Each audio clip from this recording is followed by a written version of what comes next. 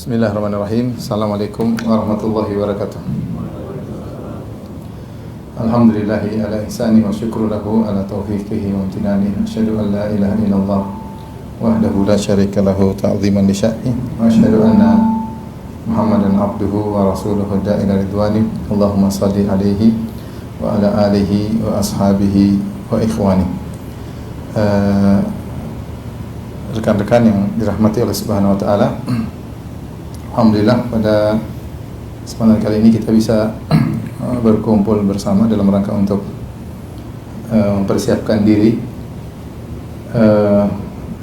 menjumpai 10 hari terakhir bulan Ramadan ya. Tentunya 10 hari terakhir merupakan hari-hari yang spesial yang dimana sangat diperhatikan oleh Nabi dan para sahabatnya. Oleh karenanya Nabi SAW berusaha untuk bisa iktikaf pada hari-hari tersebut, dan Rasulullah SAW menyuruh para sahabat untuk iktikaf bersama Nabi dan mencari Lailatul Qadar. Nabi SAW taharrau Lailatul Qadar fil ashrul awakhir, carilah Lailatul Qadar di 10 malam yang terakhir.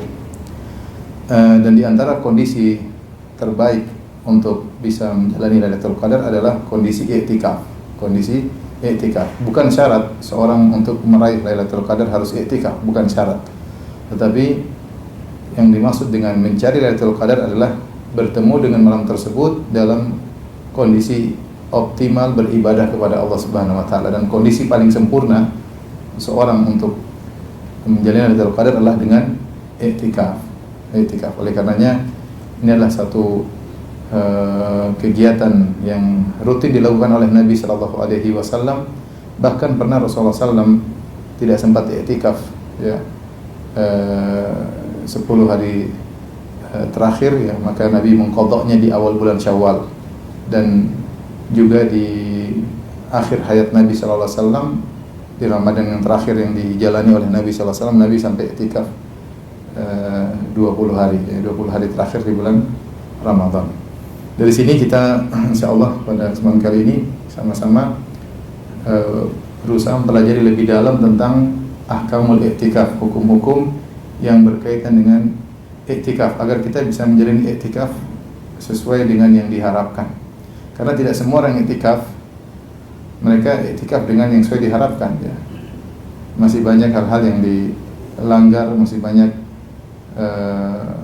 hal-hal yang tidak bermanfaat dilakukan ketika iktikaf, sehingga nuansa iktikaf itu sendiri tidak diraih atau tidak didapatkan. Ikhwan yang dirahmati Allah Subhanahu wa taala, saya akan bacakan perkataan Ibnu Qayyim tentang hakikat dari iktikaf ya. Beliau berkata, wa ruhuhu uquful qalbi 'ala Allah ta'ala wa jam'iyyatuhu 'alaihi wal khalwatu bihi wal inqita'u 'anil istighali bil khalqi wal istighalu bihi wahdahu subhanahu. Ruh daripada iktikaf adalah hati fokus kepada Allah Subhanahu wa taala dan mengumpulkan hati untuk fokus kepada Allah, berkhalwat dengan Allah dan memutuskan hubungan dari makhluk dan sibuk untuk fokus kepada Allah semata. Kemudian beliau membahas lebih panjang, kemudian sampai beliau berkata, fayasiru unsuhu billahi badalan an unsihi bil khalqi, sampai dia merasa merasa tentram, merasa bahagia tatkala dia berdua-duaan dengan Allah, yang biasanya dia merasa tentram kalau bersama dengan orang lain ya. Kita ada kebahagiaan ketika bersama kawan, bersama istri, bersama anak-anak, bersama teman ya.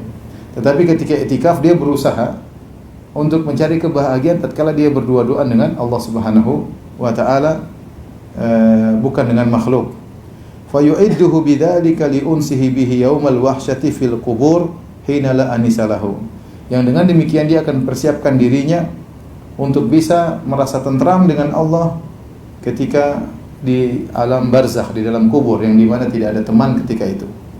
Maka seorang biasakan diri untuk bisa berbahagia ketika bersendirian bersama Allah, karena ada waktu yang panjang dia akan bersendirian. Di alam barzakh seorang akan masuk dalam alam tersebut, dia meninggalkan seluruh hartanya, meninggalkan seluruh keluarganya, dia sendirian, dan dia bisa jadi di alam barzah bisa ratusan tahun, bisa ribuan tahun, Allah alam bisawab, nanti kedatangan hari kiamat. Nah, kalau dia sudah terbiasa berbahagia ketika berdua-duaan dengan Allah Subhanahu wa taala, maka mudah bagi dia merasakan kebahagiaan di alam tersebut tatkala dia bersendirian, ya. Ini di antara hakikat dari i'tikaf, yaitu fokus kepada Allah Subhanahu wa taala. Senada dengan ini diucapkan oleh Al-Imam Ibn Rajab Al-Hambali, tadi Ibnu Qayyim Al-Jauziyah. Demikian juga diucapkan oleh Al-Imam Ibn Rajab Al-Hambali dalam kitabnya Lataiful Ma'arif. Dia berkata, hakikatul i'tikaf, adapun hakikat dari i'tikaf adalah qat'ul alaik anil khalaik wal ittisalu bil khaliq atau kama qala. Dia berkata, hakikat dari i'tikaf adalah memutuskan hubungan dari seluruh makhluk, kemudian untuk nyambung, connecting khusus dengan Allah Subhanahu wa taala. Itu hakikat dari i'tikaf. Kita sudah selama 11 bulan, bahkan 11 bulan 20 hari kita selalu berinteraksi dengan manusia, dengan istri, dengan anak, dengan kawan, dengan atasan, dengan bawahan, dengan tetangga, ya, dengan WA, dengan medsos, dengan dunia politik, dengan dunia macam-macam, berita ini, berita anu. Itulah keseharian kita, karena memang makhluk sosial.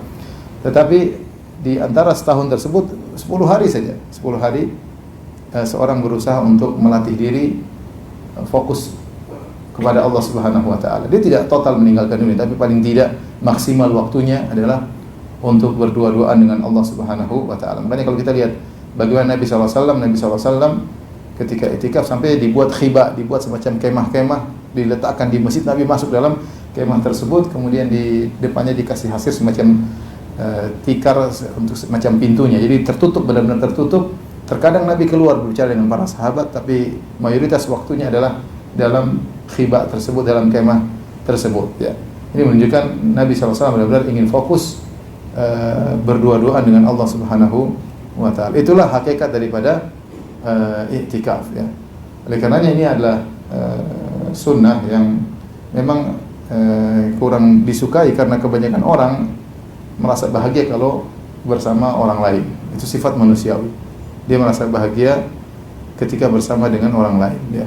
Nah, untuk i'tikaf dia harus meninggalkan kebiasaan tersebut, kebiasaan berbahagia dengan orang lain, dan juga meninggalkan kebiasaannya mungkin dengan tempat tidurnya yang biasa dia tiduri, rumahnya yang biasa dia tempati, suasana yang biasa dia jalani, ya, makanan yang biasa dia makan, semuanya harus berubah. Semuanya harus berubah agar dia bisa fokus berdua-duaan kepada Allah Subhanahu wa taala di tempat yang terbaik, yaitu rumah Allah Subhanahu wa taala. Inilah hakikat dari i'tikaf. Maka pada kesempatan kali ini kita akan membahas fikih yang berkaitan tentang al-i'tikaf. Ikhwan yang dirahmati Allah Subhanahu wa taala, i'tikaf secara bahasa diambil dari kata akafa, uquf, yang artinya melazimi sesuatu, al-mukth tawil, dengan waktu yang lama, namanya akafa, yaitu dia tongkrongi kalau bahasa kita, ya.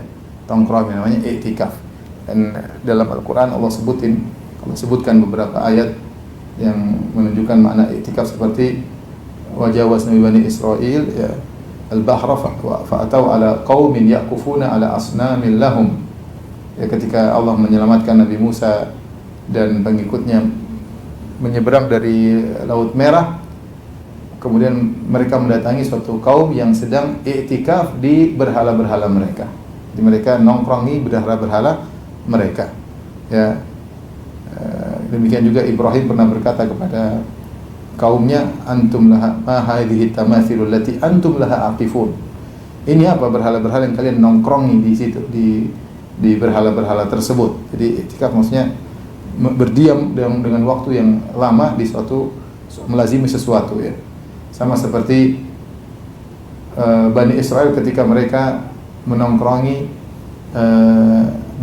berhala ejel, sapi yang dibuat oleh Samiri. Ketika dinasihati oleh Nabi Harun alaihissalam, mereka berkata, lan nabraha alaihi akifina hatta yarji'a ilaina Musa. Kami akan tetap nongkrongi ini berhala sapi sampai Musa datang kembali kepada kami. Jadi secara bahasa i'tikaf artinya berdiam, ya. Adapun secara syariat, ya, maksudnya adalah mendiami masjid.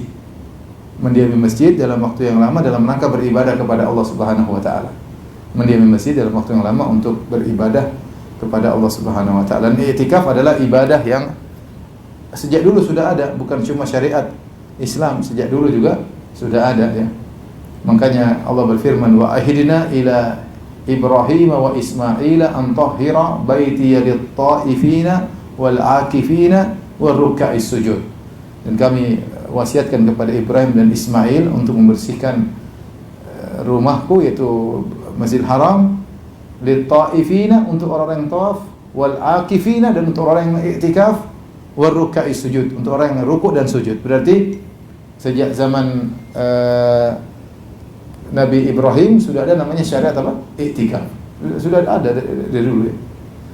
Makanya sebagian ulama memandang bahwasanya bukan cuma di syariat kita saja, tapi syariat terdahulu sudah ada i'tikaf. Demikian juga Allah memandang tentang yang Allah sebut tentang Maryam. Kata Allah Subhanahu wa taala, kullama dakhala 'alaiha al-mihrab Zakaria wajada 'indaha rizqa, ya. Jadi setiap Zakaria bertemu dengan Maryam di mihrabnya, Zakaria mendapati Maryam sudah ada makanan ya. Kondisi Maryam di mihrab, sebagian ulama menafsirkan maksudnya dia sedang i'tikaf, karena Maryam mengkhidmatkan dirinya kepada Masjidil Aqsa dan dia mengambil mihrab di daerah Masjidil Aqsa dan dia i'tikaf di situ.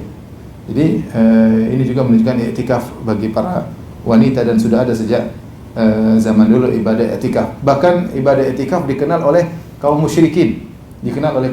Makanya Umar bin Al-Khattab radhiyallahu taala anhu pernah berkata kepada Nabi SAW, kuntu nadartu fil jahiliyah an a'takifa lailatan fil Masjidil Haram. Umar pernah berkata, ya Rasulullah, aku pernah bernadar untuk i'tikaf semalam atau sehari di Masjidil Haram ketika di zaman jahiliyah. Umar belum Islam, tapi dia sudah mengenal ibadah i'tikaf, melazimi masjid dalam rangka untuk beribadah kepada Allah Subhanahu wa taala. Adalah ibadah yang ma'ruf, yang sudah ada sejak zaman dahulu. Jadi bukan cuma ibadah yang dikenal oleh umat Islam saja, tapi merupakan ibadah yang sejak dahulu. Baik, ikhwan yang dirahmati Allah Subhanahu wa taala, apa saja rukun-rukun i'tikaf ya, agar kita bisa dikatakan sedang beribadah ya, i'tikaf. Karena i'tikaf adalah ibadat, ada aturannya. Yang pertama berkaitan dengan al-mu'takaf fihi, yaitu lokasi yang digunakan untuk i'tikaf. Secara umum jumhur ulama berpendapat bahwasanya i'tikaf harus di masjid. Sebagian ulama berpendapat boleh di selain masjid, ya, di musalla rumah boleh, namun ini menyelisih jumhur. Sebagian ulama berpendapat bahwasanya pendapat ini sempat ramai, terutama pada tahun lalu masa pandemi. Sebagian ulama mengangkat kembali pendapat ini, pendapat ini hampir terlupakan, tapi ketika musim pandemi orang pada rindu untuk i'tikaf, sementara tidak memungkinkan, terutama tahun lalu tidak memungkinkan untuk i'tikaf di masjid, maka muncullah lagi pendapat ini yang berpendapat bahwasanya boleh i'tikaf meskipun di musala rumah, tapi disyaratkan rumah punya musala yang digunakan khusus untuk sholat, bukan di sembarang tempat, di dapur, di kamar, enggak ya. Tapi maksudnya ada musala rumah digunakan untuk i'tikaf. Sebagian ulama berpendapat boleh, khususnya untuk para wanita. Ini pendapat segelintir kecil ulama berpendapat demikian. Tapi yang benar bahwasanya pendapat jumhur ulama, i'tikaf disyaratkan harus di masjid. Makanya Allah Subhanahu wa taala berfirman, "Wala tubashiruhunna wa antum 'akifuna fil masajid." Dan janganlah kalian menggauli istri-istri kalian, yaitu keluar dari masjid kemudian menggauli istri kalian, karena itu membatalkan i'tikaf. Wa antum 'akifuna fil masajid, sementara kalian sedang i'tikaf di masjid. Seakan-akan i'tikaf di masjid suatu perkara yang sudah ma'ruf. Sehingga dari sini dipahami oleh para ulama bahwasanya masjid merupakan syarat untuk i'tikaf. Hanya saja mereka khilaf, masjid seperti apa yang disyaratkan untuk i'tikaf. Ada yang mengatakan harus Masjidil Jami'. Masjid Jami' itu maksudnya masjid yang ada sholat Jumatnya. Namun pendapat yang lebih kuat, Allah alam bisawab, di masjid manapun meskipun tidak dilaksanakan sholat Jumat, selama di situ sholat 5 waktu, dikumandangkan adzan, iqamat, sholat 5 waktu, maka itu masjid, dibuka untuk umum. Itu makanya apa? Masjid. Mau masjid mall, mau masjid developer, masjid perumahan, pokoknya ada adzan, iqamat, salat 5 waktu dibuka untuk umum, berarti itu apa? Masjid. Silakan i'tikaf di situ meskipun tidak dilaksanakan salat Jumat. Yang mengatakan harus masjid yang ada salat Jumatnya karena mereka tidak ingin seorang keluar. Karena kalau tidak ada salat Jumat dia harus pergi keluar untuk salat Jumat di masjid yang lain. Tapi para ulama mengatakan tidak mengapa itu keluar yang diberikan uzur, tidak jadi masalah. Seorang misalnya dia i'tikaf, tidak ada salat Jumat di situ, kemudian dia pergi ke masjid lain untuk salat Jumat, balik lagi, maka i'tikafnya tidak batal karena itu keluar yang dibolehkan. Jadi pertama berkaitan dengan lokasi harus di masjid. Sebagian ulama yang berpendapat boleh di musholla rumah, mereka memandang bahwasanya tujuannya adalah seorang bisa fokus berkhulwat dengan Allah Subhanahu wa taala, maka masjid rumah juga boleh. Masjid rumah juga boleh. Pendapat kurang kuat ya. Pendapat apa tidak kuat karena kalau memang hanya berkaitan dengan makna bisa berdoa-doaan, hanya bisa berdoa dengan Allah, tidak harus di musholla rumah. Kita di kamar aja bisa ya. Di kamar, mau di mana, mau di hotel juga bisa berdoa-doaan dengan Allah Subhanahu wa taala. Sehingga pendapat yang benar, i'tikaf harus di masjid, dan tidak harus masjid jami', masjid yang sholat 5 waktu, maka boleh i'tikaf di masjid tersebut. Demikian juga di zaman Nabi, para wanita juga i'tikafnya di masjid. Yang berikutnya, bagian mana dari masjid yang boleh digunakan untuk i'tikaf? Bagian dari mana dari masjid yang boleh digunakan untuk i'tikaf? Masjid luas ya. Adapun masjid yang lokasinya tempat sholat dibangun untuk memang tempat sholat, maka itu sepakat ulama boleh i'tikaf di situ.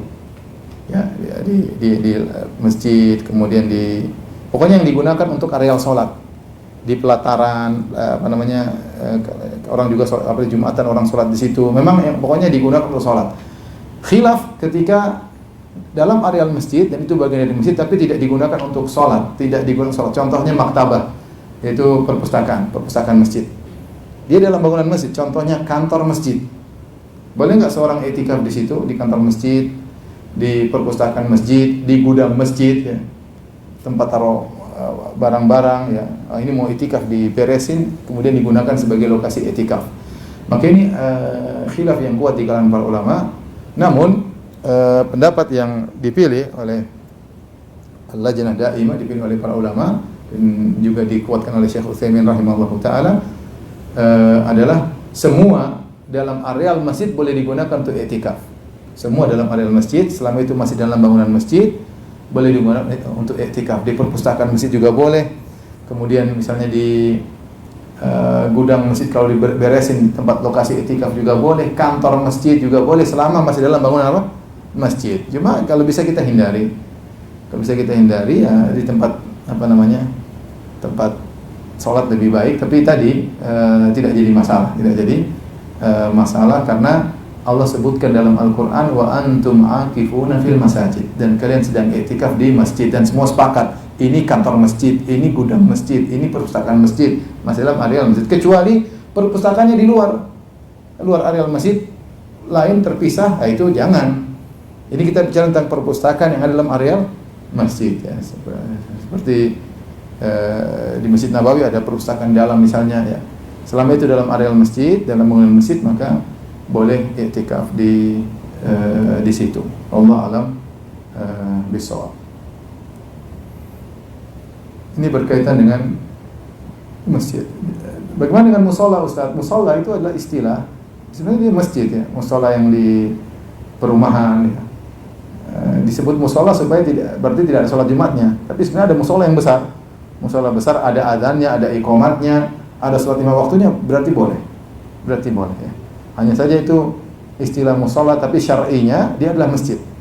Syar'i karena dia benar-benar bangunan tersendiri, kemudian milik umum, dibuka untuk umum, ada adzan, ada iqamat seperti musholla-musholla yang ada di perumahan-perumahan, maka itu juga hukumnya hukum masjid. Makanya masuk juga ada sholat tahiyatul masjid, bukan tahiyatul musholla.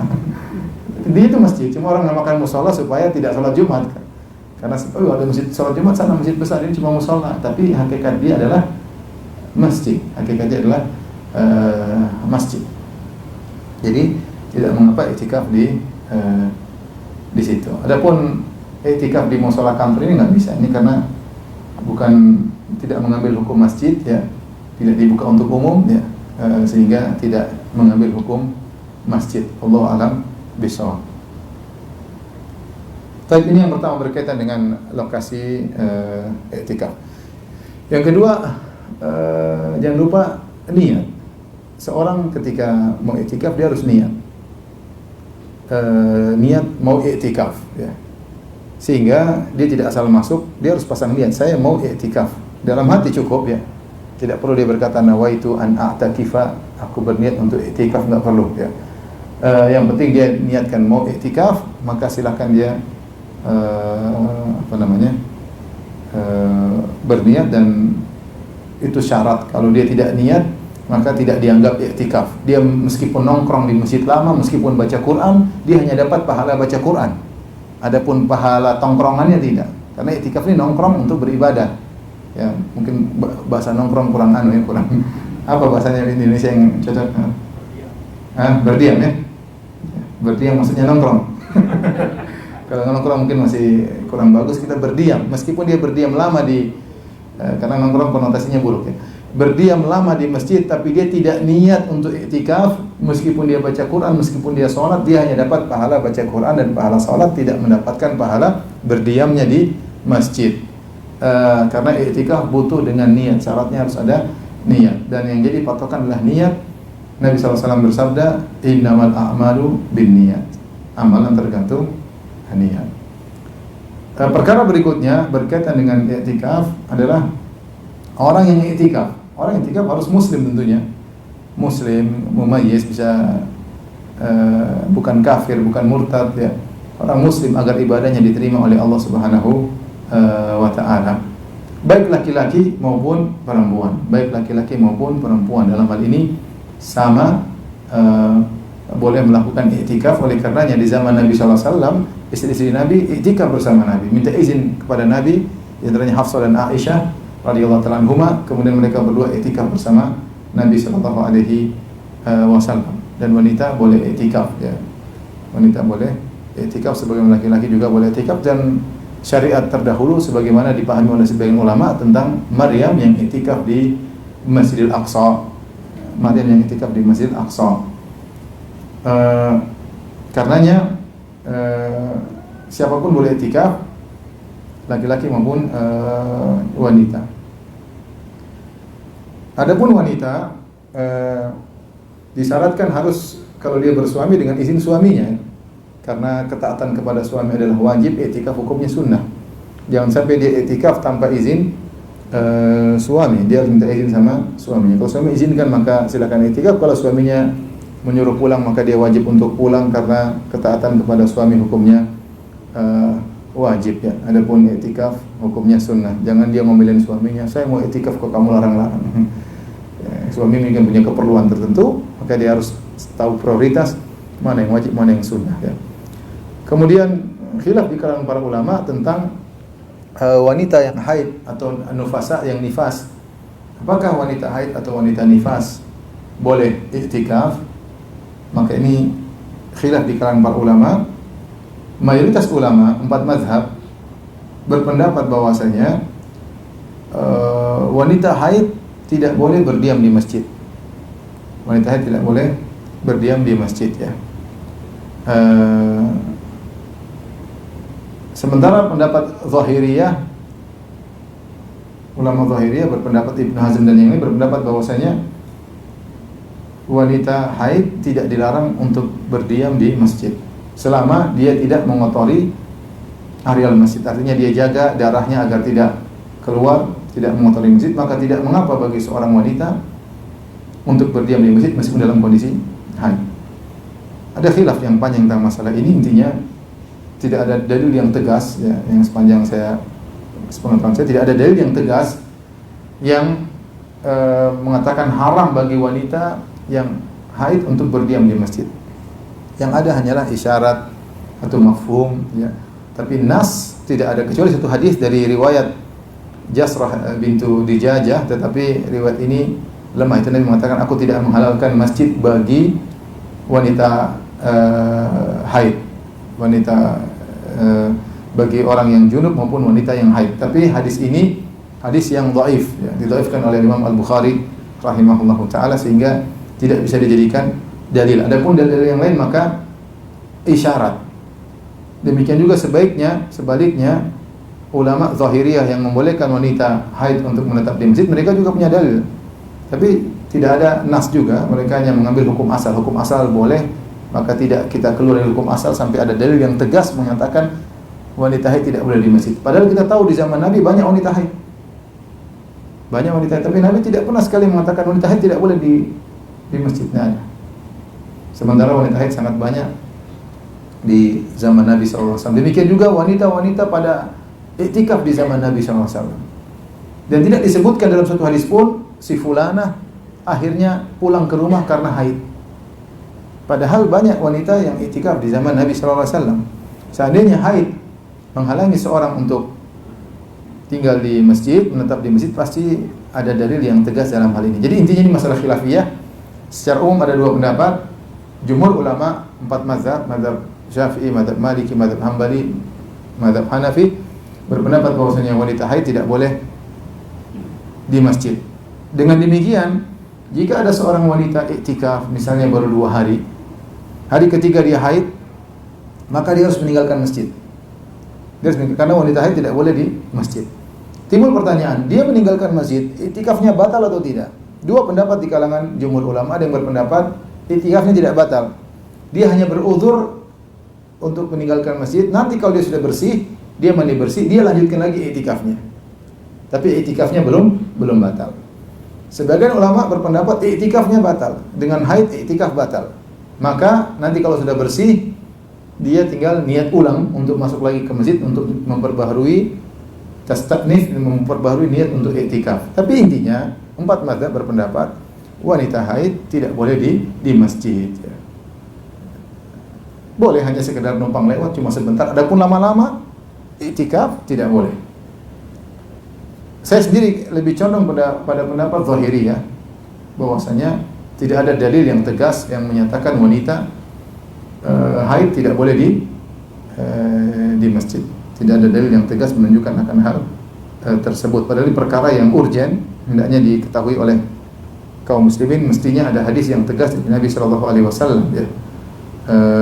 Apalagi para wanita, mereka iktikaf di zaman Nabi di masjid, ya, dan tidak ada dalil bahwasanya mereka ada yang batal keluar gara-gara haid atau yang lainnya, menunjukkan tidak jadi masalah. Adapun wanita yang istihadah, dia tidak haid. Istihadah itu darah penyakit yang sampai darah keluar terus tidak berhenti-berhenti. Jika dia hukumnya wanita istihadah, maka tidak mengapa iktikaf. Bahkan sebagian sahabiat mereka meletakkan semacam panci, semacam tempayan, kemudian dia sholat sambil darah menetes, ya, keluar gara-gara dia istihadah, dan tidak mengapa karena itu udzur syar'i. Jadi itu bukan haid. Yang kita perselisihkan adalah masalah wanita haid. Intinya saya lebih condong pada pendapat Zahiriyah.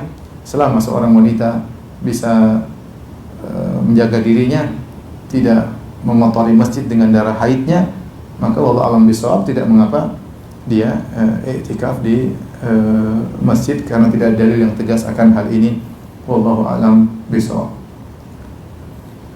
Kemudian yang berikutnya rukun iktikaf di antaranya adalah al-mukthu at-tawil, yaitu menetap, berdiam di masjid, menetap di masjid, ya. Menetap di masjid. Para ulama khilaf tentang ukuran berapa lama seorang dikatakan iktikaf. Ada beberapa pendapat. Ada yang mengatakan harus 10 hari. 9 hari tidak boleh, harus 10 hari. Yaitu harus 10 hari terakhir. 8 hari enggak boleh. Kalau pas 9 hari ya 9 hari. Kalau 10 hari. Intinya harus full. Tidak boleh iktikaf bolong-bolong, ya. Ngalong-ngalong iktikaf malam saja atau siang saja, enggak boleh. Harus full. Harus full karena Nabi tidak pernah mencontohkan bolong-bolong. Nabi iktikafnya apa? Full. Dalilnya Nabi sallallahu alaihi wasallam. Bahkan ada yang lebih ketat, harus puasa. Kalau enggak puasa, enggak boleh iktikaf. Artinya siangnya puasa, malamnya iktikaf. Disyaratkan harus puasa. Karena prakteknya Nabi tidak pernah iktikaf kecuali dengan disertai dengan apa? Puasa. Ini pendapat. Pendapat yang sebaliknya Yang kontra dengan ini, iktikaf meskipun 1 detik, iktikaf. Yang penting niat, saya niat iktikaf meskipun 1 detik, 2 detik, dinilai apa? Iktikaf. Walau lahzah, meskipun hanya sebentar. Dan ini pendapat dikuat oleh Imam Nawawi rahimahullahu taala dalam kitabnya Tibyan, ya. Dia menjelaskan hendaknya seorang kalau masuk masjid selalu niatkan iktikaf. Karena iktikaf tidak mesti bulan Ramadan saja, ya. Kapan saja dia masuk masjid niatkan iktikaf supaya argo pahala jalan. Tidak mengapa 5 menit, 10 menit niatkan iktikaf. Ini pendapat yang ekstrim juga, maksudnya berlawanan dengan yang pertama. Yang pertama harus 10 hari tanpa ada boleh bolong, atau 9 hari tidak boleh ada bolongnya, bahkan harus dengan puasa. Pendapat satunya sebentar tidak jadi masalah. Ada pendapat tengah-tengah. Ada yang mengatakan harus 1 hari 1 malam. Ya, namanya iktikaf sehari semalam. Ada yang mengatakan lebih ringan daripada itu, boleh 1 siang atau 1 malam. Mereka berdalil dengan hadis Umar bin Khattab radhiyallahu anhu yang sudah disebutkan di awal pengajian. Umar berkata, "Kuntu nadartu fil jahiliyah an a'takifa fil Masjidil Haram lailah." Aku pernah di zaman jahiliyah bernadar untuk iktikaf semalam di Masjidil Haram. Apa makna semalam di sini? Apakah malam maksudnya terbenam matahari sampai terbit fajar, atau malam maksudnya 1 hari? Karena terkadang orang Arab mengungkapkan malam maksudnya semalam, maksudnya sehari. Seperti kita, berapa malam kau di sana? Saya 5 malam di sana, maksudnya 5 hari 5 malam. Intinya Umar pernah iktikaf entah semalam entah sehari semalam, ya, dan tidak harus 10 hari. Ini pendapat lebih kuat tentunya. Dan sebagian ulama berpendapat tidak harus semalam, tidak harus siang, tapi yang penting al-muqtut tawil, yang penting waktu yang panjang. Yang penting waktu yang panjang, kembali kepada urf atau kepada lughah. Karena ini ada kaidah, jika Nabi SAW tidak pernah, jika syariat tidak pernah memberi batasan dari sekian sampai sekian, sekian sampai sekian, maka kita kembali kepada urf, tradisi, atau kembali kepada bahasa. Ternyata Nabi SAW tidak pernah menyatakan iktikaf itu harus begini sampai begini, tidak pernah. Tidak ada satu hadis pun Nabi mengatakan iktikaf harus begini, harus begini.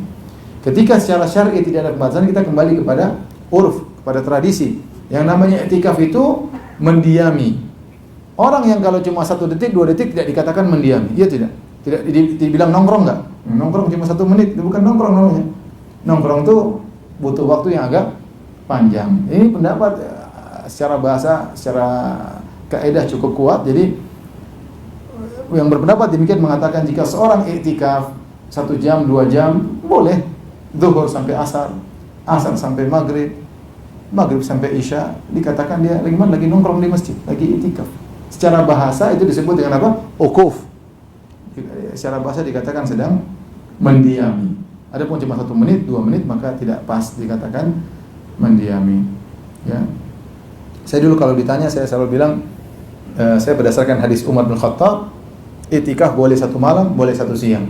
Boleh 1 malam, boleh 1 siang. Namun sepertinya saya lebih condong sekarang bahwasanya yang penting waktunya lama, boleh dikatakan iktikaf. Dan ini solusi bagi kawan-kawan yang mungkin bekerja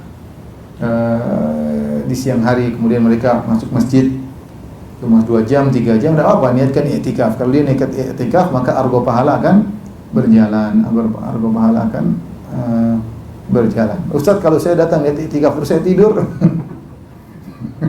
ya mudah-mudahan dapat argo iktikaf, ya. Mudah-mudahan.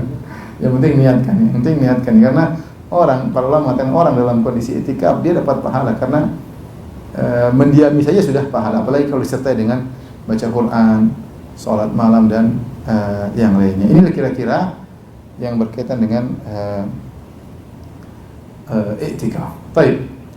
Apa hal-hal yang bisa membatalkan iktikaf? Di antara yang membatalkan iktikaf tentu ada banyak hal disebut oleh para ulama. Ada yang diperselisihkan, disepakati, tapi di antaranya adalah kalau seorang niat untuk membatalkan iktikaf, maka batal. Saya niat saya mau keluar, niat jazm untuk keluar, tekad untuk keluar dari areal iktikaf, maka iktikafnya batal. Maka iktikafnya batal. Atau dia sengaja keluar dalam waktu yang lama, ya, dari masjid tanpa ada keperluan dia. Nah, keluar dari masjid ada dua model.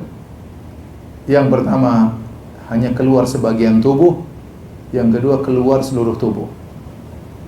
Keluar sebagian tubuh maksudnya cuma tangan aja keluar di jendela masjid misalnya, atau kepala doang keluar dari masjid. Itu tidak membatalkan itikaf. Sebagaimana Nabi SAW, karena jendela Nabi langsung nyambung dengan rumah Nabi, Nabi SAW sedang itikaf, beliau keluarkan kepala beliau untuk disisir oleh Aisyah radhiyallahu taala anha. Sisir dibersihkan oleh Aisyah radhiyallahu taala anha. Dan dalam hadis disebutkan, dalam hadis Aisyah menyisir rambut Nabi SAW. Ini pelajaran bagi ibu-ibu ya. Jangan suami nyisir sendiri ya. Jadi ibu-ibu nyisirin apa? Suami. Ya, ibu yang nyisirin apa? Suami. Sunnahnya ibu-ibu nyisirin apa? Suami. Nah, Aisyah mengatakan kuntu thayyibun nabi, aku memakaikan minyak wangi bagi Nabi. Jadi penampilan istri perhatikan, istri yang nyisirin rambut suami, istri yang memakai minyak wangi untuk suami, seharusnya demikian ya. Untuk ibu-ibu yang solehah saja, yang enggak solehah enggak apa-apa, enggak usah. Tapi yang solehah hendaknya demikian ya. Baik. Jadi Rasulullah keluar kepalanya, kemudian disisir oleh Aisyah. Jadi kepalanya Nabi di rumah Nabi, berarti keluar masjid. Rumah Nabi bukan areal masjid. Jadi kalau hanya keluar sebagian tubuh tidak membatalkan apa? I'tikaf. Tapi kalau keluar seluruh tubuh, maka sepakat ulama kalau keluar lama-lama tidak ada keperluan, batal i'tikaf. Keluar nongkrong di luar, ngobrol sana sini lama 1 jam, batal i'tikaf. Tapi tidak semua keluar membatalkan i'tikaf. Pertama, keluar karena ada kebutuhan mendesak sebagaimana kebutuhan manusia. Rasulullah SAW ketika i'tikaf dia juga ke rumah. Lihajatil insan. Dalam riwayat karena kebutuhan sebagaimana kebutuhan manusia. Contoh misalnya makan, keperluan, karena di masjid tidak ada makan di rumah tidak ada masalah. Misalnya buang hajat misalnya, kebutuhan manusia yang darurat yang harus dia kerjakan ya. Maka tidak jadi masalah. Contoh seperti kawan-kawan yang i'tikaf di Masjidil Haram, mereka sewa satu kamar hotel yang situ 20 orang tinggal situ ya. Pokoknya cuma sekedar buat buang hajat ya. Kalau tidur semuanya di masjid, tapi buang hajat ganti baju mereka itu enggak ada masalah, seperti i'tikaf sah karena itu keluar karena kebutuhan mendesak. Kebutuhan sebagai manusia, saya butuh makan. Lain halnya kalau misalnya masjid menyediakan makan, dia nggak boleh cari makan di luar. Ada makanan dan dia bisa makan. Dan halnya kalau dia tidak bisa makan, dia terkena penyakit tertentu, tidak bisa makan makanan di masjid. Dia harus punya menu tersendiri. Ya, maka dia boleh keluar, tidak jadi masalah. Misalnya dia tidak bisa makan kecuali nasi padang, misalnya. Selain nasi padang, mulut tidak terima ya, misalnya. Maka dia boleh keluar dari, ini misalnya ya, dia boleh keluar dari masjid untuk cari nasi padang, tapi nggak boleh yang jauh-jauh. Ini nasi padang sana di Ampera, oh jauh, berapa kilo? Setengah jam dari sini. Itu tidak mendesak ya. Yang sedekatnya intinya kebutuhan dia terpenuhi. Tapi kalau masjid sudah menyediakan makanan dan dia bisa makan, maka hendaknya dia makan di masjid, dia tidak perlu keluar. Jadi hanya keluar dalam kondisi darurat itu dibolehkan. Ya, keluar dalam kondisi darurat. Kalau misalnya di masjid ternyata kamar mandi rame, ngantri panjang, dia tidak kuat atau dia masuk dia mungkin tidak biasa kotor misalnya atau yang lainnya, dia boleh ke rumah untuk buang hajat. Ya, lagi rumahnya dekat, kemudian segera balik, tidak jadi masalah. Tapi dia keluar cuma seperlunya saja. Jangan kemudian dia ke rumah, kemudian mandi, kemudian ngobrol-ngobrol dulu, gimana kabar, mana, baru ke masjid. Ini enggak. Berarti lebihnya itu tidak mendesak. Ya. Ini keluar yang ini model kedua, badan keluar semua, juga ada beberapa model. Pertama, saya ulangi, keluar yang benar-benar tidak ada kebutuhan, keluar lama-lama, maka ini i'tikaf batal. Ya. Apalagi dia keluar untuk melakukan hal yang membatalkan i'tikaf, keluar untuk menggauli istri, batal malam hari. Dia keluar kangen sama istri, keluar menggauli istri, ya batal i'tikafnya. Karena Allah melarang secara tegas, wala tubashiruhunna wa antum aakifuna fil masajid. Jangan kalian menggauli istri kalian sementara kalian sedang i'tikaf. Itu keluar sengaja menggauli istri, maka i'tikafnya batal. Lalu tadi keluar dalam waktu yang lama tanpa ada keharusan, tidak ada hajat, tidak ada keperluan, ini keluar ke jalan-jalan aja, ini batal i'tikaf.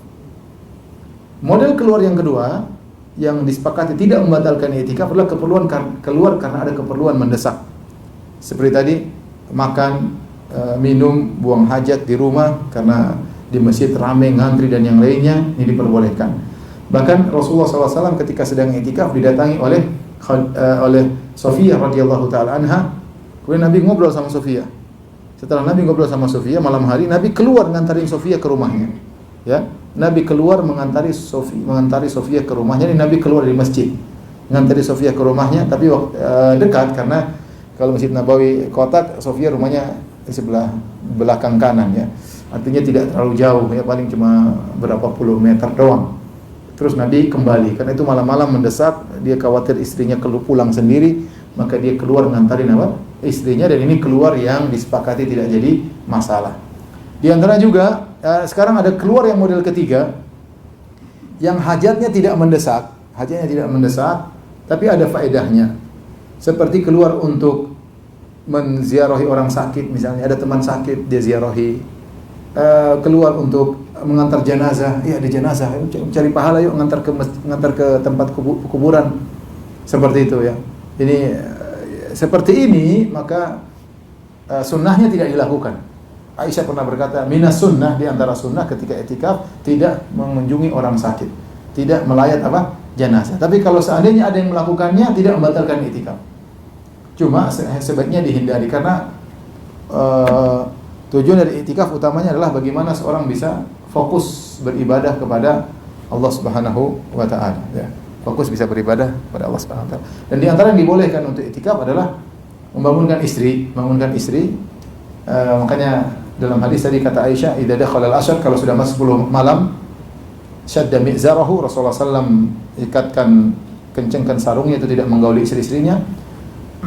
Kemudian wa ahya lailahu, Rasulullah sallam hidupkan malamnya dengan beribadah. Wa aiqadha ahlahu, dan dia bangunkan istrinya. Bangun istrinya Rasulullah sallam artinya keluar, karena rumah istri Nabi semuanya dekat masjid, sekeliling masjid. Keluar dia bangunkan istri-istrinya untuk sholat malam, untuk ibadah. Dan ini keluar yang diperbolehkan. Adapun keluar yang makan waktu lama, kemudian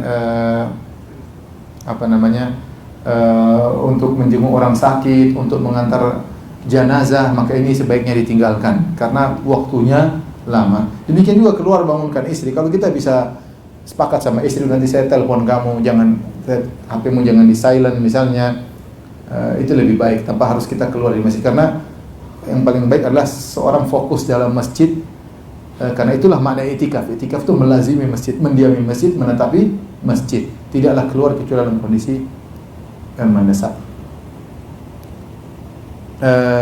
Ini yang berkaitan dengan hal-hal fikih yang berkaitan dengan i'tikaf. Terakhir saya akan sampaikan tentang wasiat-wasiat yang harus diperhatikan untuk kita semua, termasuk saya, ketika seorang akan i'tikaf. Yang pertama, ikhwan dan akhwat yang dirahmati Allah Subhanahu wa taala, para pemirsa yang dirahmati Allah Subhanahu wa taala, poin pertama yang hendaknya diperhatikan adab-adab ketika i'tikaf. Yang pertama, ikhlas kepada Allah Subhanahu wa taala. I'tikaf ibadah. Maka kalau bisa seorang i'tikaf tidak usah bilang sama orang lainnya, ya sudah i'tikaf saja ya, kecuali ada yang tanya atau ada perlu dikasih tahu ya sama keluarga, saya mau i'tikaf ya. Tapi asalnya kita nggak usah bilang ke orang-orang ya, saya sedang i'tikaf. Asalnya ibadah disembunyikan. Sembunyikan. Kita sekarang hidup di zaman orang meng-share seluruh amal solehnya. Orang sedang tawaf nge-share ya. Saya lagi di putaran ke-7 nih, saya doakan kalian semuanya. Amin ya, Masya Allah. Di Facebook ya misalnya, nggak usah begitu ya. Statusnya nggak usah dirubah, sedang i'tikaf, nggak usah. Kalau bisa HP dibuang, i'tikaf nggak usah pakai HP kalau bisa ya. Jadi i'tikaf adalah ibadah yang mulia, ibadah yang perlu perjuangan. 10 hari nggak gampang ya. Biasanya makan ini jadi makannya meningkat atau menurun? Tidak, biasanya tidur di tempat tidur nyaman, biasanya mau bebas ya, kamar mandi sendiri, sekarang harus bareng-bareng, harus ini berat, capek mungkin ya, serba susah lah, nggak gampang. Apalagi kalau i'tikaf di Masjidil Haram, Masya Allah berat ya, nggak gampang ya. Lengah sedikit tempat diambil orang. Berantem dulu mau dapat tempat di. Sebagian teman-teman kalau cerita mereka i'tikaf kadang berantem sama, kan dari negara macam-macam. Harus disiasati, bagi-bagi makanan. Akhirnya kalau mereka pergi dijaga. Kan tadinya mau berantem nggak jadi berantem. Bagi-bagi makanan akhirnya lokasi dijaga kalau lagi keluar. Tapi intinya i'tikaf berat, tidak gampang. Maka yang berat-berat sudah dikerjakan selama 10 hari, 9 hari, maka hendaknya dapat pahala. Kalau dapat pahala kita nggak usah riya, ya. Jangan seorang merasa saya ikhlas kok. Nggak. Orang salaf dahulu, para ulama, mereka takut riya. Kenapa kita sekarang pede bahwasanya kita tidak riya? Apa kata Sufyan Ats-Tsauri? Ma ala syai'an ashadda alayya min niyati li'annaha tataqallabu alayya. Tidak ada perkara yang paling berat aku hadapi seperti niatku, hatiku, karena niat berubah-ubah. Kalau mereka khawatir riya, padahal mereka ibadahnya luar biasa, ya. Ibadah mereka banyak dan mereka berusaha menyembunyikan amal soleh mereka, kalau kita pede-pedenya, seakan-akan sudah super ikhlas, ya.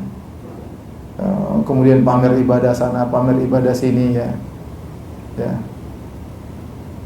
Alhamdulillah, ya. Meskipun berat, akhirnya aku bisa menjalani i'tikaf misalnya. Jangan ganggu, sedang i'tikaf. Orang sekarang model-model banyak. Kalau tulis jangan lagi hutang, sedang i'tikaf, itu baru. Nggak usah lah, nggak perlu orang tahu kita sedang i'tikaf. Makanya kalau perlu antum i'tikaf sendirian, sudah nggak ada yang tahu, pergi ke masjid asing nggak ada yang kenal. Pergi ke masjid mana nggak ada yang tahu, lebih afdal, ya. Lebih afdal. Kalaupun ada yang tahu, satu orang buat teman, buat jaga-jaga barang atau apa. Tapi intinya seorang berusaha untuk tidak keluar-keluar dia sedang i'tikaf, ya sekedar, kalaupun sekedar sama-sama i'tikaf, sama-sama tahu, intinya sekedar sahabat-sahabat tertentu saja yang tahu, bukan hal yang harus digembar-gemborkan bahwasanya, ya, i'tikaf bersama ini di sini, i'tikaf bersama. Emang kita nabi, kalau kita nabi, ya, kita sendiri tidak tahu amal kita diterima atau tidak. Yang pertama, ikhlas kepada Allah Subhanahu wa taala, maka dijaga jangan sampai ibadah kita tertolak gara-gara ingin diakui, itu karena riya. Yang kedua, diantaranya sejak awal i'tikaf kita niatkan bahwasanya saya ingin mencari Lailatul Qadar, ya, karena tujuan i'tikaf diantara utamanya adalah Lailatul Qadar. Itu yang dikerjakan oleh Nabi SAW. Nabi pernah i'tikaf 10 hari pertama. Nabi i'tikaf 10 hari pertama dalam rangka mencari Lailatul Qadar. Kemudian Jibril datang. Jibril berkata alaihissalam, innalladzi tatlubuhu amamak. Wahai Rasulullah, yang kau cari bukan sekarang, di depan. Rasulullah tambah lagi i'tikaf 10 hari di tengah bulan Ramadan. Jibril bilang lagi, innalladzi tatlubuhu amamak, yang kau cari di depan. Rasulullah akhirnya i'tikaf 1 bulan penuh pernah. Jadi tujuan Nabi i'tikaf cari apa? Lailatul Qadar. Lailatul Qadar. Jadi mau saya, seorang ketika awal i'tikaf, dia niatnya cari Lailatul Qadar. Sehingga kalau dia pasang niat dia untuk cari Lailatul Qadar, dia akan serius. Bukan mumpung biar jauh dari istri, lumayan 10 hari. Tiap hari diomelin, mending saya selamat. HP mati, nggak ada tuntutan-tuntutan, selesai. Dikejar-kejar sama Ina. Enggak. Niatnya karena cari Lailatul Qadar, ya. Lailatul Qadar.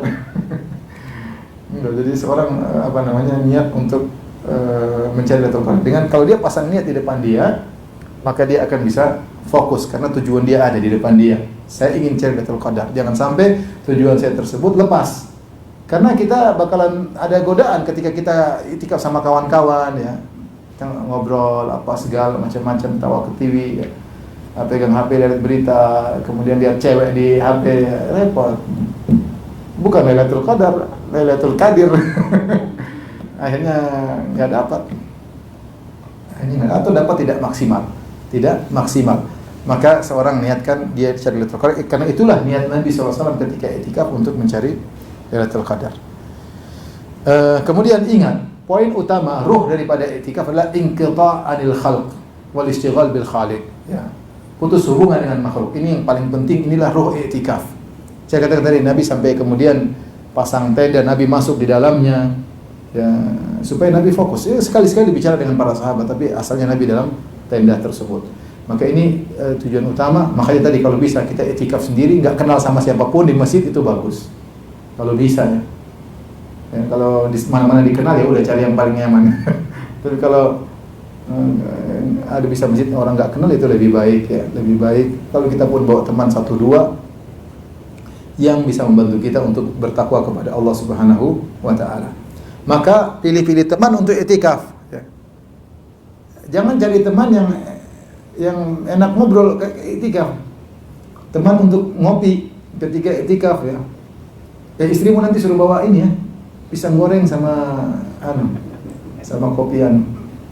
Kamu istri bawa apa ini? Ketemuan akhirnya warung kopi pindah di masjid, ya. Sambosa ada ini. Di jam berapa nih buka puasa belum? Jadi kalau berusaha nggak ada yang kenal lebih bagus, ya. Dan ingat fokus kita, itulah hakikat i'tikaf, bukan bentuk kita ke masjid. Insya Allah kita dapat pahala meskipun kita ngobrol, tapi beda dengan orang yang dia benar-benar ingin fokus kepada Allah Subhanahu wa taala sehingga dia tidak banyak ngobrol. Dia terkadang kita memang harus obrolan sedikit, bawa anak-anak, kita hibur mereka karena mereka tidak biasa i'tikaf. Tapi seperlunya saja kita berbicara. Asalnya kita fokus dengan Allah Subhanahu wa taala. Dari situ saya ingatkan kepada diri saya dan juga kepada para pemirsa, kita sedang hidup di zaman HP, zaman medsos. Waspada, ya. Karena ini benar-benar bisa menghabiskan waktu kita. Grup-grup WhatsApp, kalau bisa antum live aja dulu semuanya. Antum punya grup 20 live semuanya, ya. Kalau bisa, ya. Kemudian nanti ketemu lagi, ya, bisa, Pak? Atau sudah jangan dibalas sama sekali, dimatikan biar nggak ada bunyi-bunyi, ya. Kalau bisa dibikin itu yang terbaik, ya. Agar kita bisa benar-benar fokus, benar-benar kita memutuskan diri dari dunia itu benar-benar bisa kita kerjakan. Cuma 10 hari, ya. Tapi kita badan di masjid, otak di alam semesta, Masya Allah, ya. Semua berita kita ikuti. Ini terus besoknya bagaimana, ini ikut berita terus. Sebagian main game di masjid, ada main game di masjid. Ada tidak benar main game di masjid, mainnya sama orang luar negeri, main game bareng-bareng. Ini benar-benar badan cuma di masjid, otak di mana? Di dunia, otaknya di luar semua. Ini benar-benar bertentangan dengan hakikat i'tikaf. Ini poin yang kelihatannya sederhana, tapi ini sangat penting agar kita keluar tuh ada sesuatu yang kita dapatkan. Bahwasanya saya sudah bisa merasa nikmat, bahagia ketika berdua-duaan dengan Allah Subhanahu wa taala. Saya bisa menghidupkan kebahagiaan saya tanpa ada teman sedikit pun. Saya bisa sendirian dan saya nikmati tersebut, ya. Bisa. Entah dengan baca Quran, entah dengan baca buku, entah dengan berdoa, entah dengan sholat malam, ya. Ngobrol sekali, ketika makan kita ngobrol, kita canda-canda sedikit, ada masalah. Yang saya tidak mau berlebihan, ya. Bukan tiba-tiba i'tikaf jadi orang pendiam, enggak dong. Enggak juga. Rasulullah juga ngomong sama orang lain. Rasulullah juga ngomong sama Sofiyah radhiyallahu taala anha. Tapi maksud saya rubah, kita lagi i'tikaf, maka jangan sampai sehari-hari kita kebanyakannya ngobrol, ya. Ngobrol, akhirnya nilai i'tikaf itu jadi hilang. Hakikat i'tikaf jadi hilang. Karena itu mengharuskan kita untuk pelit dengan waktu. Waktu kita benar-benar harus kita perhitungkan, ya. Nah, dari situ yang punya target bikin target. Saya punya target nih, saya ingin 10 hari khatam Quran sekali. Bisa, berarti 10 hari, taruhlah 9 hari. 9 hari paling tidak 1 hari 4 juz. Saya harus target. Gimana caranya? Saya targetkan. Ya, misalnya, orang punya target macam-macam. Saya punya target selama 10 hari saya ingin baca terjemah Quran dari awal sampai akhir. Saya ingin baca terjemah Quran dari awal sampai akhir, ya. Ya, kalau para ulama mungkin baca buku tafsir, kita mungkin nggak mampu, ya. Tapi intinya ada target yang ingin kita kerjakan. Nah, kalau kita punya target, kita akan hargai waktu, ya. Kalau kita nggak punya target, ya udahlah. Alhamdulillah sudah 2 juz, alhamdulillah. Yang masih banyak ketawa ketiwi, ya, alhamdulillah. Bersyukur sama Allah. Karena nggak punya target, nggak punya target. Kita ingin punya target. Nggak usah muluk-muluk. Yang penting kita kira-kira bisa. Mungkin 10 hari khatam bisa. Dari 1 hari kan 3 juz, 3 juz setengah sudah selesai. Bisa, kalau kita bagi waktu, yang penting benar-benar fokus, bisa. Pagi baca sekian, siang baca sekian, malam baca sekian, bisa. Insya Allah bisa, 3 juz sehari. Ya, tapi harus ada target, sehingga kalau kita punya target, kita menghargai waktu. Ada orang ngobrol, saya belum selesai, sebentar, nanti. Kita ngobrol jam 2 malam, saya lagi belum selesai. Harus selesai, sebelum tidur harus selesai. Nah, itu contoh kita menghargai waktu dan orang akan menghargai kita. Antum si enak sudah, saya belum hatam ini. Udah antum saya dulu ya, nanti deh. Nah, apa? Ya, karena kita ini orang Indonesia pekewuhan ya. Jadi gak enakan, akhirnya ngobrol gak enakan. Udah bolak-balik jam, yang itu cocok aja. Ini ngapain lihat jam? Kamu lihat jam ngapain? Maksudnya kamu kapan berhenti ngobrol dari tadi gak pulang-pulang? Baik. Dan ini penting.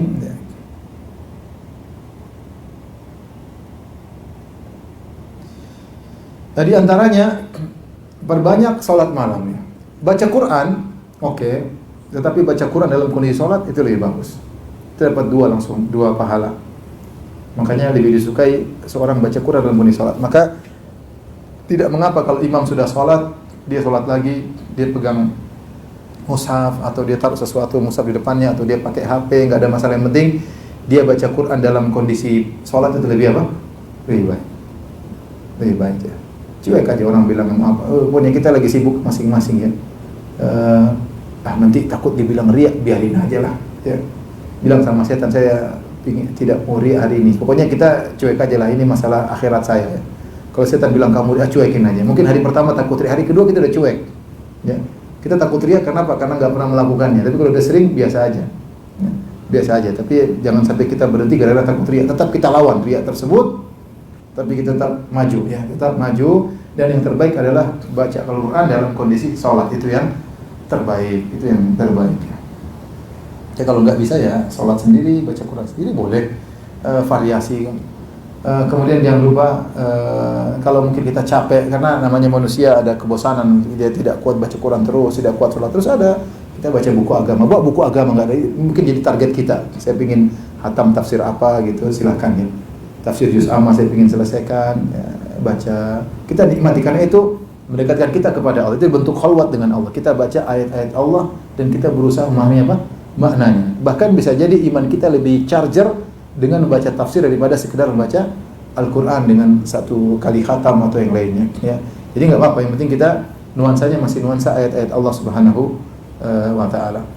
Jangan lupa berdoa, perbanyak doa. Allahumma innaka afuwun tuhibbul afwa fa'fu anni ya. Dan juga nanti jangan lupa Allahumma laka sumtu wa bika amantu. Dhahabat dhuma'u wa talatil urub. Jam berapa buka puasa? Masih belum ya? Masih. Jadi apa namanya? Berdoa, sering berdoa. Jangan lupa kesempatan kita di hari-hari yang sangat mulia, terutama di sepertiga malam terakhir Allah turun ke langit dunia dan Allah mencari hamba-hambanya yang berdoa kepada Allah. Hal min mustaghfirin fa'aghfirullah. Adakah yang mohon ampun, aku akan mengampuni dosa-dosanya. Hal min sa'ilin fa'utiya su'lah. Ada yang minta, aku akan kabulkan permintaannya. Hal min da'in fastajibalah. Ada yang berdoa, aku akan kabulkan doanya. Hendaknya dia sadarkan diri bahwa dia sedang iktikaf. Dia sedang argo pahala jalan.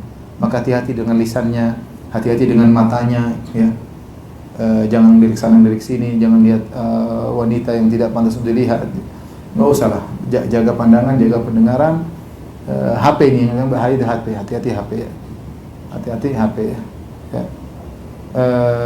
Saya yang paling takutkan adalah HP. Yang paling saya takut adalah HP yang bisa merusak iktikaf kita. Karena seleweran di HP banyak ya. Cewek-cewek banyak di HP ya. Kalau kita buka YouTube, buka apa namanya? Facebook ya. Bisa melihat macam-macam ya. Bisa melihat macam-macam di bulan Ramadan, apalagi sedang iktikaf ya. Saya anjurkan YouTube dihapus ya. Di-delete dulu, YouTube, Facebook di-delete ya. HP-nya di-delete juga lebih bagus kalau HP-nya di-delete sekalian. Tapi karena kita ada keperluan, intinya yang seperti itu, yang medsos kita delete aja. Karena kalau nggak kita delete, kita kepancing untuk apa? Untuk melihat. Ya. Kita iman lemah ya. Rasa pingin tahu tinggi. Kita memberita pingin tahu tinggi ya. Dan macam-macam, akhirnya kita ngelihat macam-macam. Akhirnya banyak hal yang kita lihat. Maka jauhi selama Ramadan, apalagi selama iktikaf.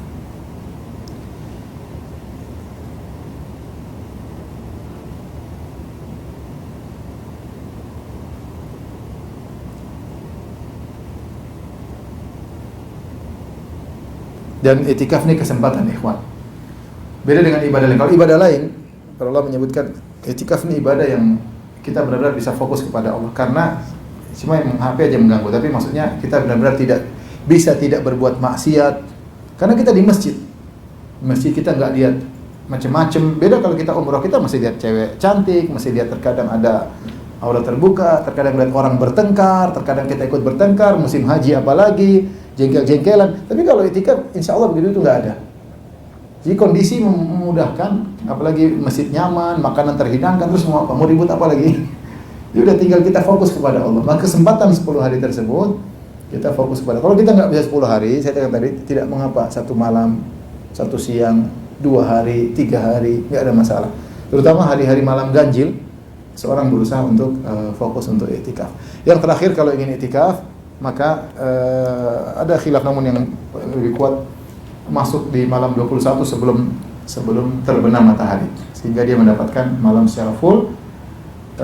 Kemudian dia keluar setelah terbenam matahari di malam Idul Fitri. Kalau sudah diumumkan oleh Idul Fitri, dia boleh keluar dari tempat i'tikafnya. Demikian yang dia sampaikan tentang masalah i'tikaf. Ada yang bertanya atau?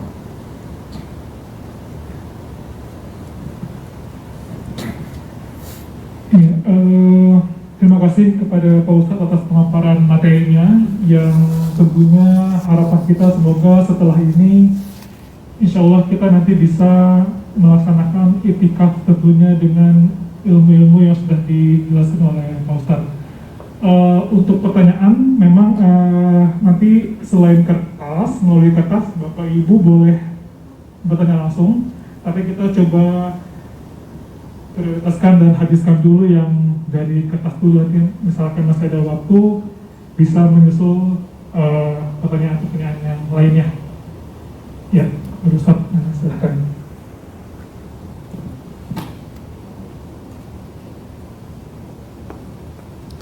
Pertanyaan, Ustaz, bolehkah mengakhirkan salat tarawih dengan niat tahajud? Dan perlukah tidur dahulu sebelum salat tahajud? Salat tahajud adalah salat yang dikerjakan setelah tidur, ya, namanya salat tahajud. Tidak disyaratkan, ya, dia bagian dari salat malam. Salat malam tidak disyaratkan tidur terlebih dahulu, tapi kalau tidur dahulu namanya salat tahajud. Bolehkah mengakhirkan salat tarawih dengan itu? Boleh, kalau terutama ibu-ibu bikin salat sendiri di rumah, dia bikin salat tarawih, salat tahajud malam-malam jam 1, jam 2, agar dia bisa menikmati kesendiriannya bersama Allah, maka itu bagus, itu lebih baik, ya. Tapi kalau kita di masjid, usahakan salat sama imam sampai selesai. Karena Rasulullah SAW bersabda, "Man shalla wal imami hatta yansharif kutiba lahu qiyamul lailah." Siapa yang salat sama imam sampai selesai, dicatat baginya salat semalam suntuk. Ustaz, apakah kita boleh mengqadha i'tikaf seperti apa yang dicontohkan oleh Rasulullah SAW? Ya. Bagaimana dengan janji mendapatkan Lailatul Qadar karena sudah di luar bulan Ramadan? Ya, kalau kita sebagaimana Nabi SAW, Nabi pernah tidak sempat i'tikaf, Nabi i'tikaf di 10 atau di hari pertama di awal bulan Syawal, dan ini sebenarnya mengatakan ini adalah qadha meskipun sudah tidak ada Lailatul Qadar. Tapi Nabi, di antara amalan beliau, ketika Aisyah ditanya tentang bagaimana amalan Nabi SAW, karena amaluhu dimah, kata Aisyah, amalan Nabi berkesinambungan, sehingga Nabi kalau tidak sempat melakukannya, Nabi mengqadhanya. Nabi mengqadhanya meskipun tidak ada Lailatul Qadar, tapi enggak ada masalah diqadha kalau itu suatu kebiasaan seseorang. Suatu kebiasaan seseorang, kemudian dia suatu saat sakit atau bersafar, dia boleh mengqadha di hari-hari yang lain meskipun dia tidak mendapatkan Lailatul Qadar, tidak mendapatkan 10 malam hari terakhir, tapi ada mendapatkan ketentraman berkhulwat bersama Allah Subhanahu wa taala.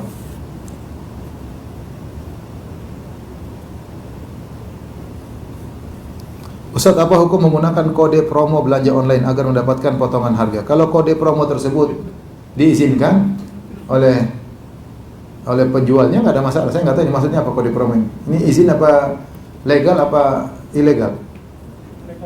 Legal. Saya nggak tahu ya. Ini mungkin ada sesuatu di balik ini, saya nggak ngerti ya. Tapi kalau misalnya saya penjual, saya bilang, kamu pasang kode ini ya, tulis Fir Randa, gratis nanti. Itu hak saya penjual, terserah saya. Ya. Terserah saya ya. Tapi kalau ini ada sesuatu di balik ini, saya nggak tahu ya. Ini saya cuma, artinya kalau itu izin dari penjual, dan tidak ada yang dirugikan dan tidak ada nilai riba dan yang lain, maka tidak jadi masalah.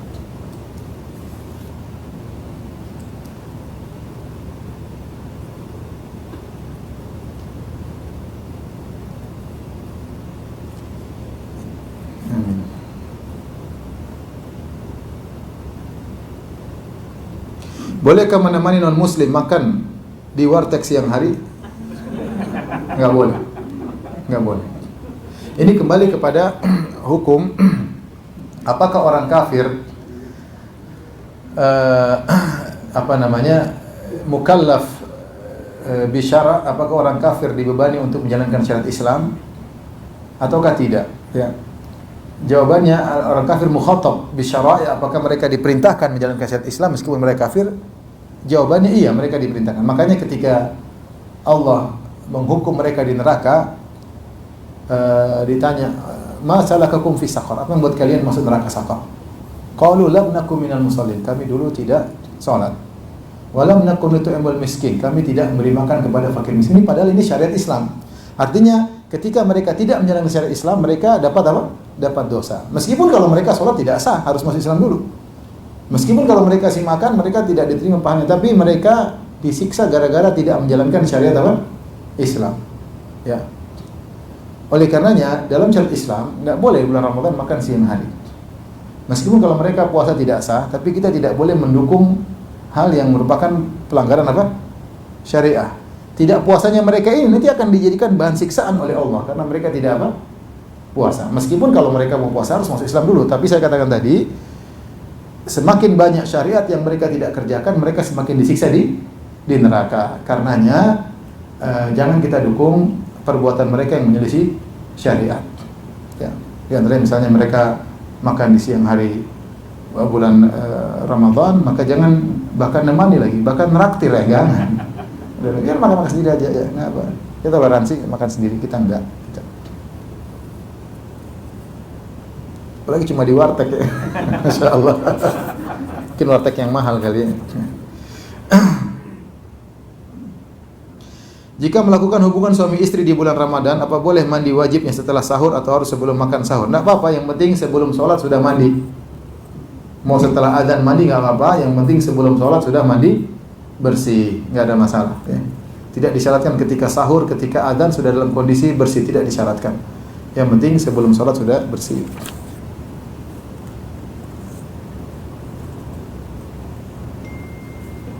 Apakah kita diperbolehkan membayar hutang puasa karena melahirkan 3 tahun lalu dan baru dibayar setelah 3 tahun berlalu? Apakah masih bisa? Masih bisa.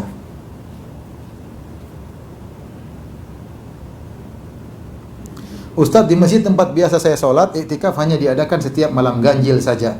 Setiap malam genap ditutup. Bagaimana menjikapi hal ini? Nggak bisa mendapatkan pahala maksimal.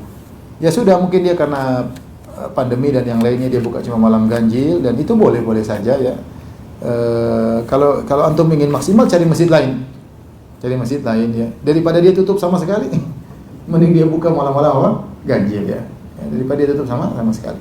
Ya sudah, kalau antum ingin maksimal, cari masjid lain. Insya Allah masih ada masjid yang buka yang ada protokol kesehatannya.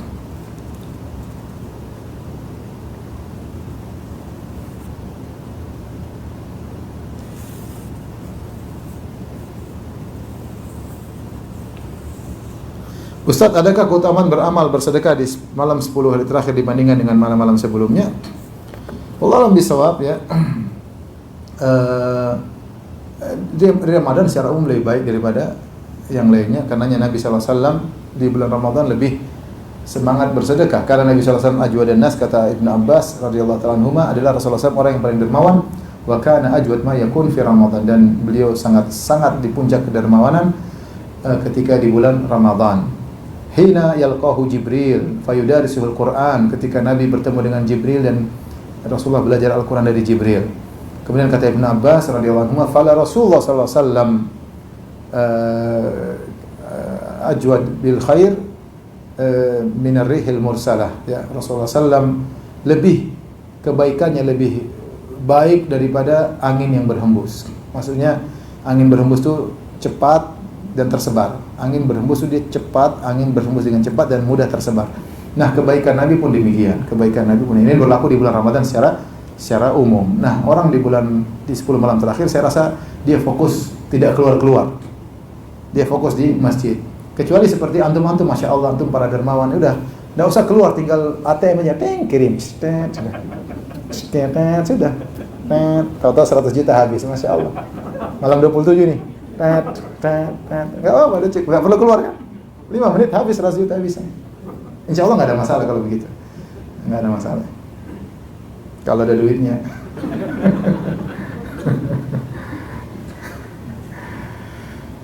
Tapi secara umum itu berlaku di bulan Ramadan. Ya. Intinya 10 malam terakhir kita lebih fokus untuk berkhulwat dengan Allah Subhanahu wa Ta'ala. Baik, pertanyaan sudah habis. Ya, mungkin ada lagi kepada Bapak yang mau bertanya atau dari ibu-ibu sebelah secara langsung. Ini sudah disediakan ya Pak? Kira-kira ada?